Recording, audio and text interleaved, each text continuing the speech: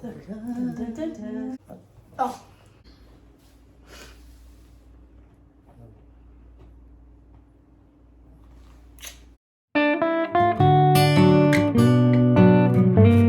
Live from our guest room / office. You can't be moving that much. You're gonna jostle us around. I'm trying to get comfy. All right, what are we talking about today? So today is going to be our second fertility series video. And we kind of wanted to go over, I guess, like our fertility clinic a little bit about like our diagnostic testing that we've had, what we've decided to do, whose egg, whose womb, whose uteri. And we do have some footage from some of the appointments that we've had off and on that we'll just kind of splice in here, right? Yeah. So basically we researched some fertility clinics, had some doctor suggestions, yada yada. We decided to go with a clinic called ORM, Oregon Reproductive Medical Group. And no, that's ORM is Oregon Reproductive Medicine. Oh. There's no G. Oregon Reproductive Medical. Sorry, did it again. One time. Reproductive Medicine. Oregon Reproductive Medicine. Nailed it. We found this clinic and we had to wait. It was about a month out to get an appointment. This was in like the early spring of this year. Finally got an appointment for May, which was our first appointment was virtual. We don't have any footage from that, but it was really just like a introductory hour-long virtual session. We watched a lot of webinars. We basically did a lot of research with the clinic and we decided to go with them. Started right away. Easy enough. Started right away with diagnostic testing for me. And if you watched our last video, you would have known that we already did a bunch of testing for Amanda in 2019. So we really were kind of assuming that it was going to be me carrying in my egg, especially since I was wanting to carry. Now I had that desire, right? But I got tested. Okay, go ahead. In 2018 or 2019. And we had talked to our fertility doctor and I gave her those results and she said, even by those results, that I was it wasn't looking like I was going to be able to use my egg.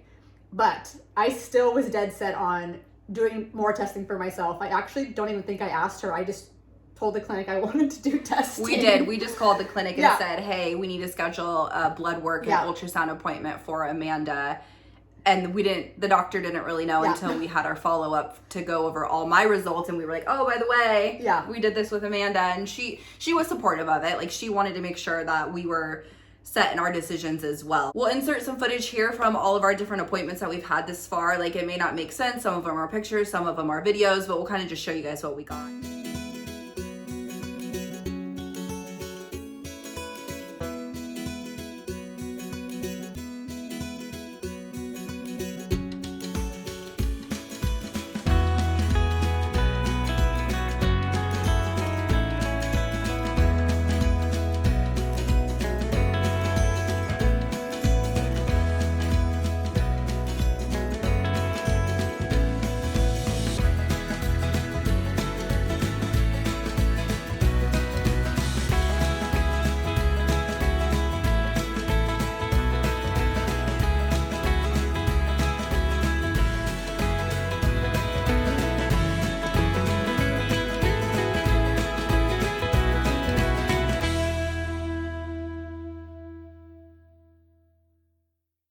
We're headed to ORM. Are you okay? Yeah.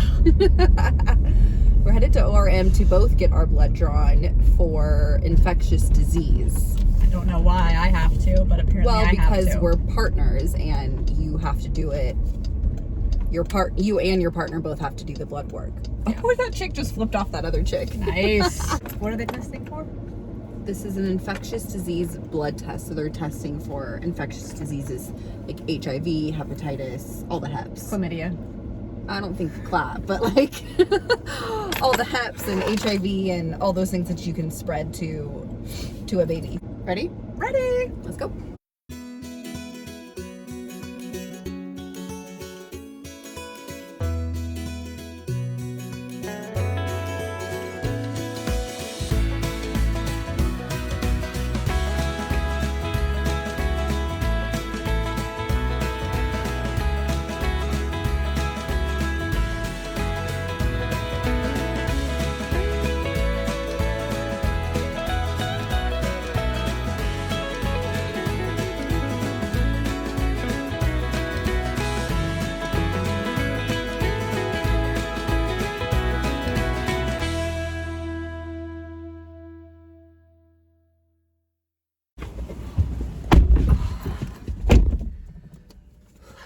All done. All done. Where's my phone? Where's my glasses? Phone?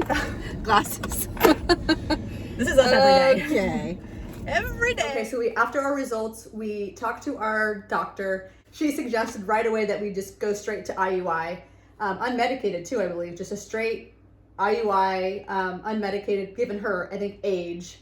And although that seems like the easy way to do it, it just didn't seem like the best chance for us. And we started thinking about it, and we didn't know how many IUIs we really had in us to do, because we've heard horror stories that people go through 1, 2, 3, 6, 10, and they all fail.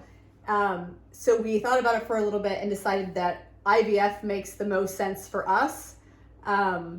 It's the most expensive option for us, but it makes the most sense. I'm not sure what the success rate is. So for IUI, it's a 12% chance of live birth success. And then for IVF, it goes all the way up to, I think, 65%. So on a numbers scale, that sounds way better to us. Given our age and what we found in the diagnostic testing, which is low quantity, high quality,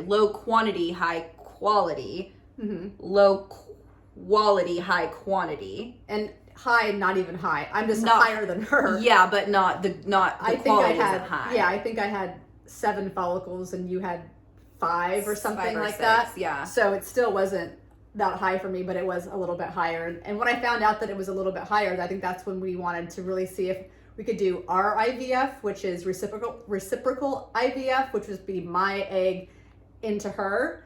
And which I think we went into it hoping that that's what we were we could do if really you weren't hoping. Gonna carry. Yeah. Yeah. But in reality, if we wanted to have the baby like a mix of us, the best thing would be to put her egg into me, because I can still carry a baby. I just don't have the egg quality and quantity that we would need.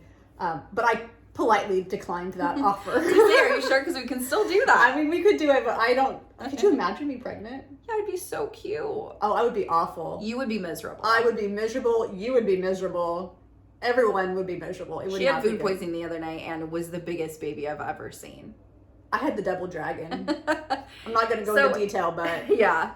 Anyway, we decided to go through to IVF, given our diagnostic testing and just having the higher sure chance. Yeah. Yes, it's more expensive, but we have to pay to make a baby regardless. Well, and to be fair, like a lot of times, like insurance doesn't even cover IUI until I think you try, or you're not even deemed like infertile until you try 6 times. Like straight couples are deemed infertile after not getting pregnant, I think after like a year.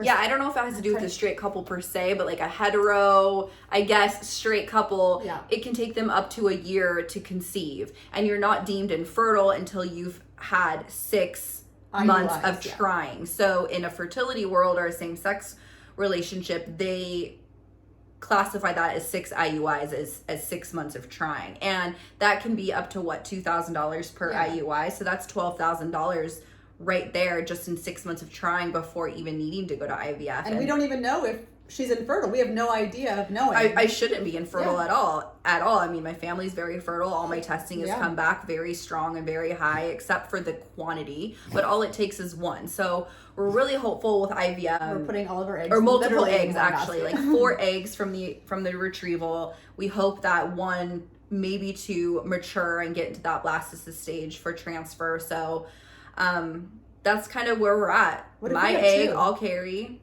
What if we have 2 that we can insert into you? So, we did talk to the doctor and she said she would only do 1. Oh, that's right. Yeah. Although no twins. Our clinic isn't opposed to doing more than 1. I don't think that they'll do more than 2 because of, Octomom and everything like that. But I think that given our situation and probably the amount of eggs that we'll get, she only wants to do 1 at a time, which is fine. That's fine. But if that egg splits and become twins,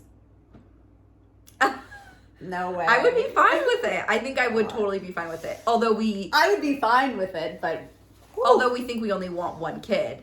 Yeah, I think 1 is good. I'm not into like the IVF is already going to be considered a high risk pregnancy once we are pregnant.